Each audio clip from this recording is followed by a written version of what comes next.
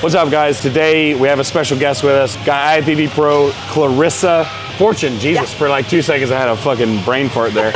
But we're gonna go through a push day today. We were kind of comparing our sessions and she has something fairly similar, so we're gonna kind of run this, we'll adapt it how we need to for her and whatever we gotta do, so stay tuned. We'll show you how IFBB Pro in figure trains her chest and her shoulders to be better for her next time on stage. So we hear girls talk about like, do I need to train chest? So what are your thoughts on that? Like, how often are you training chest? Like, is it a priority for you? Like, so that is a great question, because as a figure athlete, we just stand there. So you are not being judged on your side chest or tricep or anything like that. When I got my coach, I told him, I was like, I want bench, I want squat, I want deadlift. And he was like, okay, cool. So we put bench in and we had it in there for a long time. And it's because I have a background in power building, so it was one of those like mental things. I started noticing I was plateauing like crazy. My chest wasn't really growing and I was starting to get fatigue in the shoulders. It just wasn't worth it. And I was like, you know what? I think I need to drop the ego, just let you program what we need to program. So what we focus on now is more incline work, upper chest going into the shoulder. When you're doing your side pose, there is some upper pec that you'll see. You're not flexing your chest. We got boobs, so but you'll notice when I'm doing these flies, I'm actually holding it a little bit higher and I'm focusing on this portion of my chest, not so much down here. If I wanted a lower, I would hold them down here lower, but that's not something I have to focus on right now. Does that answer your question? Yeah. A little bit? And it's pretty similar to like how I train my clients and whatnot. It's category related. So a bikini girl, maybe she can get away with not doing any chest. A female bodybuilder is gonna have to train chest. So it's like plan around your category and what your physique needs.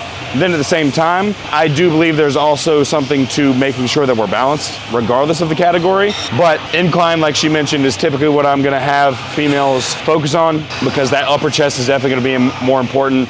Like she spoke about, most girls either already have implants or just have boobs in general. So like the lower portion of the chest, not that big a deal unless we're looking at like open class women's bodybuilding.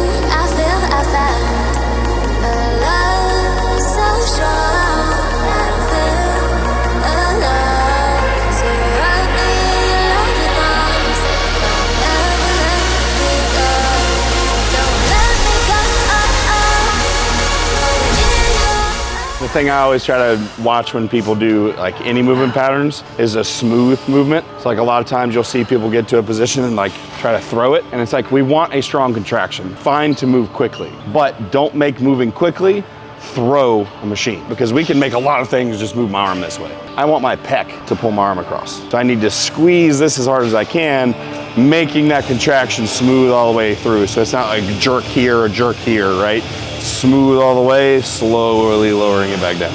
So I would prefer to have a Smith machine that's straight up and down like this one, but this thing's really old and rickety, so I don't like it. The way it rolls back, like it cranks your wrist really aggressively, so we'll go for this one here. If the only thing you have access to is a Smith machine that has an angle to it, don't have the angle to where it goes high up to your face. You want it to pull low, right? So the arc should come towards you, not away from you, because we don't want it to start here and then pull up this way, because then you're gonna be in just an awkward position. So we're gonna face out, because the slant is this way. So we want it to come towards us. What makes you decide to incline, lower or higher? If I go too high, I get too much shoulder. Okay. Like if we go up really high, you'll end up getting a lot more of that front delt. You might be able to go a little bit higher to try and hit that area, since that's what you're going for. I usually go higher because shoulders are my weak area. It's a matter of like, what is the priority? So for you, like a higher incline would be a little bit better. But we're gonna go to a shoulder press after this, so like I don't need to make this a shoulder press, right? And it goes back to training how you compete. For me, I'm trying to build up my shoulders, so doing a higher incline wouldn't necessarily be bad for me, but for Nick, it's not great.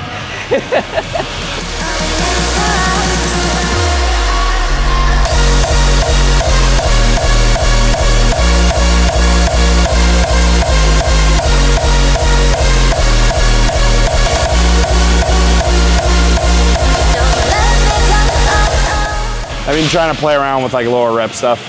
I've been doing like 12s, 15s for a long time. So I was in the 8 to 10 rep range, and that's my sweet spot. I grow really nice there. But we're holding, maintaining, coming back off of load. You know, you can only push so long. You do have to back off a little bit, unfortunately. That's where you gotta like just trust the process. Yep. An important point that she brings up is like these different phases of your training, whether you're putting on size, your maintenance, you're cutting down, like your training should be tailored to that. So it doesn't always have to change dramatically. But if I'm deep in an off season, I can probably handle more volume. In a maintenance, I'm not gonna try and push volume. If I'm really deep in a cut, I'm also not gonna push volume. So like, it's a matter of moving those things around to match what time of the year that you're in, or season, or whatever it is that you wanna call it. I think when you're starting a new program, it also helps to reduce the risk of injury, because you already know how to do these exercises 100%. in a lower rep range. Right. So when you go to push hard, you don't have to be as like, am I doing it right? Yeah. You know? That's also why I program for longer periods of time. Like you'll see some people that'll change programs every 6 to 8 weeks. And it's like the first 2 to 3 weeks of that is adapting and learning new movement patterns. And it's like, so we're only gonna get 5 to 6 weeks of real progress before we change things again. So it's like, I'd rather just run things until we need to change, you know? Run them up and then take them back.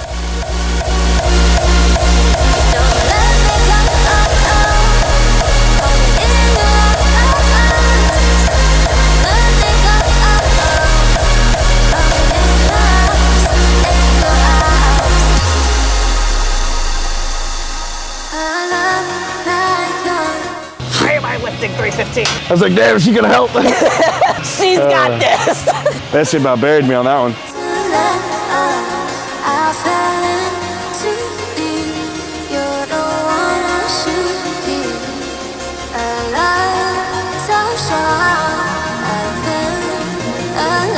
So Clarissa doesn't get to use the prime very often. So the one thing that prime pieces like this have that others don't is the ability to adjust the strength curve. We've already done like a decently heavy press. She did a lot of reps and I did heavier stuff, right? So if we come over here and we try to load really aggressively on the middle or middle and bottom, it's gonna be a lot harder for us to finish the lockout at the top. How I've been working this so that I can keep up my pressing strength across the full session, split loading, so putting some weight on the top pec here where it will get lighter as I press, which just takes some stress off of my shoulders. At the end of the day, if you don't have access to something like this, is it gonna make a massive difference? Probably not.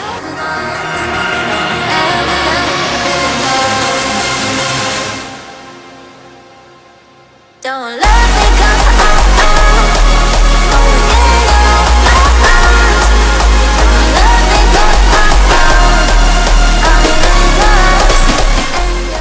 The thing that I get asked about every once in a while with machines like this is like, how do I do it correctly? You get on it and you move weight. At the end of the day, like you can get super scientific with these things and do whatever you want, but at the end of the day, the only thing that matters is that you reach failure with the weight that you can progress for a long period of time. If you load all on the bottom, your shoulder's probably still gonna work. If you're putting it all on the top, same thing. So like, there's no really right or wrong, so don't get confused. Don't be like, I'm doing it wrong because you didn't load it exactly like this. Play around with what feels good, what you like, and what you can progress. So isolation for chest, press for chest, press for shoulders, isolation for shoulders, and then I think she has some biceps to finish out on at the end. But for me, this has been super effective as far as doing what I need to for chest and shoulders. In my program, chest and shoulders is not a main priority. It's posterior, so hamstrings, glutes, back. So this takes a bit on the back burner, but still gotta make sure that that volume is there to keep the muscle.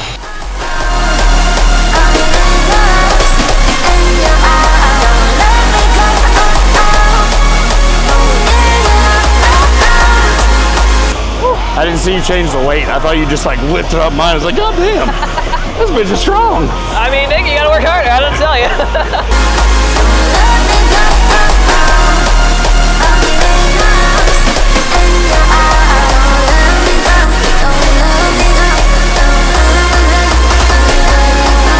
Push day with IFBB Pro, Clarissa Fortune. Appreciate you coming out. Yeah. Ladies, this is your cue. Start training chest. It's not just a man's thing. You should do it for strength, to keep your physique balanced, and also to fit whatever category you train in. Appreciate you coming out, making the trip this way. I enjoyed it. It was a good workout. Like you said, train your chest. We were given our bodies for a reason. Why would we neglect anything? As a female, you're not gonna get bulky by training chest. You're not gonna all of a sudden get man pecs. It doesn't work that way. Train your chest, ladies. Get strong. Be proud of being a female. There you go. We'll see you next time.